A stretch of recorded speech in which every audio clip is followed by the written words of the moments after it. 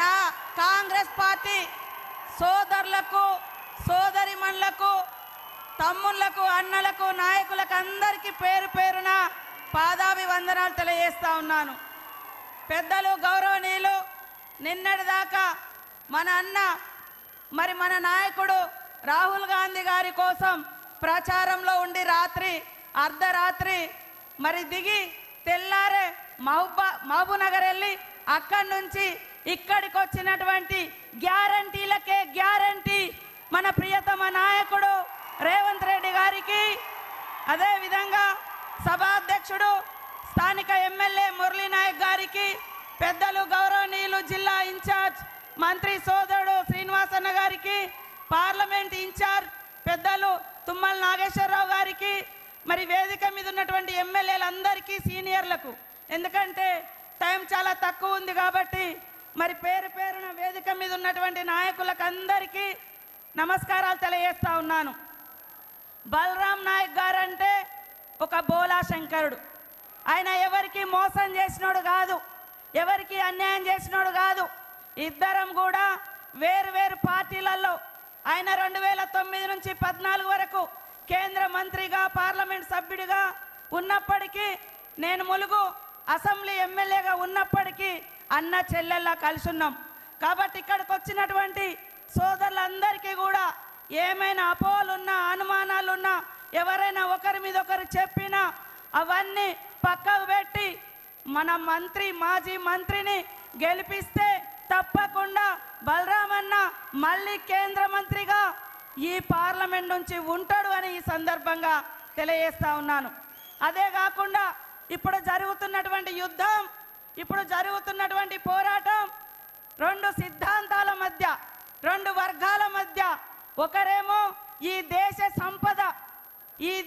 సంపద దోచుకొని తన దోస్తులకు దోచిపెడుతున్నటువంటి, గాంధీని చంపినటువంటి, ఈ దేశానికి స్వతంత్రం తెచ్చినటువంటి గాంధీని చంపినటువంటి గాడ్సే సిద్ధాంతం అనుసరిస్తున్నటువంటి బీజేపీకి నాయకత్వం వహిస్తున్నటువంటి మోడీ గారికి, ఒకరేమో ఈ దేశం కోసం ప్రాణాలు అర్పించినటువంటి గాంధీ సిద్ధాంతాన్ని, ప్రేమను, అహింసను అనుసరిస్తూ పేదల కోసం అసమాన పోరాట యోధుడిగా తయారై ఈరోజు కన్యాకుమారి నుంచి కాశ్మీర్ వరకు ప్రజల కష్టాలన్నీ తెలుసుకొని నఫరత్ కే దుకాన్ మే నఫరత్ కే బాజార్ మే మొహబ్బత్ కే దుకాన్ కోల్ గయే అనేటువంటి మన రాహుల్ గాంధీ నాయకత్వం వహిస్తున్నటువంటి గాంధీ సిద్ధాంతానికి మధ్య జరుగుతున్నటువంటి పోరాటం.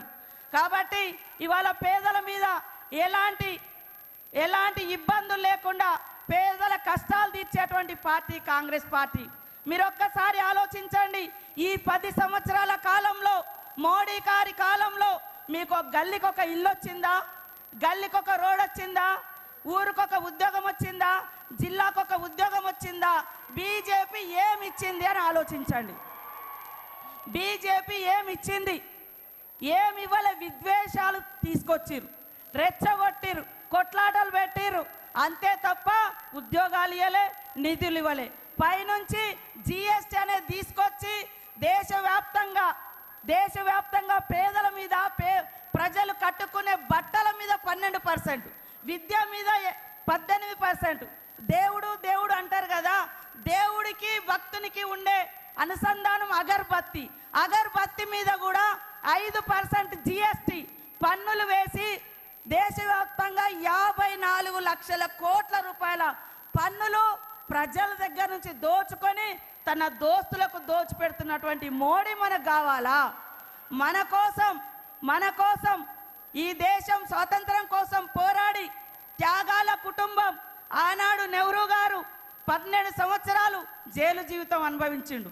ఇందిరమ్మ ఈ దేశం, నా దేహం ముక్కలైనా పర్వాలేదు కానీ ఈ దేశాన్ని ముక్కలు కానియను, దేశ సమైక్యత కావాలి, భిన్నత్వంలో ఏకత్వమే జాతి యొక్క అస్తిత్వం అని నిలబడ్డటువంటి మహనీయురాలు. అలాంటి వారసత్వం నుంచి వచ్చినటువంటి రాహుల్ గాంధీ గారిని గెలిపించడం కోసం ప్రతి ఒక్కరు కూడా కష్టపడాల్సిన అవసరం ఉంది. ఇవాళ కాంగ్రెస్ ఉన్నప్పుడు 100 రోజుల పని తీసుకొచ్చింది. ఉపాధి హామీ చట్టంతో పాటు పోడు భూముల హక్కు చట్టం, విద్యా హక్కు చట్టం, 80 కోట్ల మందికి పైగా రేషన్ కార్డులు ఇచ్చి ఆహార భద్రతా చట్టం, ఇలాంటి ఎన్నో చట్టాలు తీసుకొచ్చారు. మరి మోడీ గారు ఏం తీసుకొచ్చారు? మోడీ గారు ఆ చట్టాలకు తూట్లు పొడిచే విధంగా రేపు మనకిచ్చినటువంటి మనందరి ఆత్మగౌరవానికి ప్రతీక భారత రాజ్యాంగం. భారత రాజ్యాంగాన్ని మార్చేటువంటి కుట్ర జరుగుతుంది.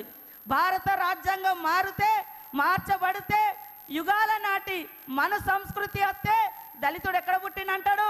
అరికాళ్ళ కాడ పుట్టిండు కాబట్టి నువ్వు అంటరాని వాడు అని చెప్పేటువంటి సిద్ధాంతం వస్తుంది. సమానత్వం అనేటువంటి రాజ్యాంగ హక్కులను ఈ మోడీ కాలంలో, రాబోయే కాలంలో కోల్పోబోతున్నాం. దయచేసి ఇక్కడున్నటువంటి ప్రతి ఒక్కరూ ఆలోచించండి. రాహుల్ గాంధీ గారు ఈ దేశం కోసం పడుతున్నటువంటి కష్టాన్ని అర్థం చేసుకొని ఇక్కడ మా మీద మీకు ఎవరికైనా భిన్నాభిప్రాయాలు ఉండొచ్చు, కానీ అక్కడ ఉన్నటువంటి నాయకుని మీద భిన్నాభిప్రాయాలు ఉండి ఈ ఎలక్షన్లలో మేము పనిచేయమంటే అలాంటి వాళ్ళు పార్టీకే అవసరం లేదు. అలాంటి వాళ్ళు పార్టీకి అవసరం లేదు. ఇక్కడ నిలబడ్డది బలరాం నాయక్ గారు కాదు, రాహుల్ గాంధీ గారు. రేవంత్ రెడ్డి గారి యొక్క గౌరవాన్ని పెంచే ఎన్నికలు, రాహుల్ గాంధీ గారి యొక్క గౌరవాన్ని పెంచే ఎన్నికలు. కాబట్టి ప్రతి ఒక్కరూ కష్టపడాల్సినటువంటి ఎన్నికలని తెలియజేస్తా ఉన్నాను. దయచేసి ఈనాడు ఇక్కడున్నటువంటి సోదరులు కూడా, మా లంబాడా సోదరులు, కోయ, గోండు, ఆదివాసీ నాయకపోడు సోదరులు అందరూ కూడా ఐక్యంగా కాంగ్రెస్ పార్టీ మనందరికీ ఎస్సీ రిజర్వేషన్ ఇచ్చింది. కాంగ్రెస్ పార్టీ ఎస్సీ రిజర్వేషన్ ఇచ్చింది. కాంగ్రెస్ పార్టీ ఐటీడీఎల్ తీసుకొచ్చింది. కాంగ్రెస్ పార్టీ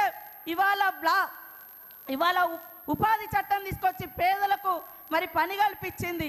అనేక చట్టాలు, ఉద్యోగాలు, ఉపాధి ఈ రోజు వరకు కాంగ్రెస్ తోటే. కాబట్టి ఇక్కడ ఒక వర్గాన్ని రెచ్చగొట్టడం, ఆదిలాబాద్లో ఇంకొక వర్గాన్ని రెచ్చగొట్టడం ఇది కాదు. అందరం కలిసి మనకి ఈరోజు ఈ అధికారం, ఈ హక్కులు, ఈ హోదా వచ్చిందంటే భారత రాజ్యాంగాన్ని రచింపజేసింది డాక్టర్ బిఆర్ అంబేద్కర్ గారి చేత. ఆనాడు నెహ్రూ గారు కాంగ్రెస్ పార్టీ భూములు పంచింది, ఇండ్లు ఇచ్చింది, హోదా ఇచ్చింది. ఇన్ని సంవత్సరాల తర్వాత 34 ఏళ్ళైంది రాజీవ్ గాంధీ చనిపోయి. ఆ రోజు నుంచి ఈ రోజు వరకు వాళ్ళ కుటుంబంలో ప్రధానమంత్రి పదవి లేదు. ఏ పదవి తీసుకోకున్నా ఈ దేశ ప్రజల కోసం ఆ కుటుంబం త్యాగం చేస్తుంది, కష్టపడుతుంది. కాబట్టి ఒక్క అవకాశం నెహ్రూ, గాంధీ, ఇందిరమ్మ సిద్ధాంతాలను, ఆదర్శాలను ముందుకు తీసుకుపోవడం కోసం ఈసారి ఖచ్చితంగా రాహుల్ గాంధీ గారిని ప్రధానమంత్రి చేయాల్సిన అవసరం ఉందని తెలియజేస్తా ఉన్నాను. ముఖ్యంగా ఇక్కడ లంబాడా సోదరుడైనటువంటి మనందరి అభిమాన నాయకుడు మరి బలరాం నాయక్ గారు అన్ని కులాలతో, అన్ని మతాలతో, అన్ని వర్గాలతో అన్యోన్యంగా ఉండేటువంటి వ్యక్తి. కాబట్టి ఆయనకి ఇచ్చినాం. అదే విధంగా ఆదిలాబాద్లో ఒక ప్రశ్నించే గొంతుక, ఒక మానవ హక్కుల కార్యకర్త, ఒక సామాన్య టీచర్ గోండు తెగకు ఇవ్వడం జరిగింది. కాబట్టి 2 వర్గాలను, 2 తెగలను ఈక్వల్ చేయించినందుకు మీరందరూ కూడా ఇక్కడ బలరామన్న కేయించి, అక్కడ సుగుణ కేయించి రాష్ట్రంలో 17 సీట్లకు కాంగ్రెస్ పార్టీ చేయి గుర్తుకు ఓటేసి గెలిపించాలని పేరున కోరుకుంటూ అందరికీ నమస్కారాలు. జై కాంగ్రెస్. చేతి గుర్తుకే. ధన్యవాదాలు ధనసరి సీతక్క గారు. ఇప్పుడు మన రెవెన్యూ మంత్రి వర్యులు పొంగులేటి సీనన్న గారు ఎవరి పేరు చెప్తే ఖమ్మం జిల్లా కంపిస్తుందో వారు రావడంతోనే కాంగ్రెస్ పార్టీలో నూతన ఉత్సవం చేకూరుతున్నటువంటి సీనన్న గారిని ఒక 2 ముచ్చట్లు మాట్లాడాల్సిందిగా కోరుతా ఉన్నాం.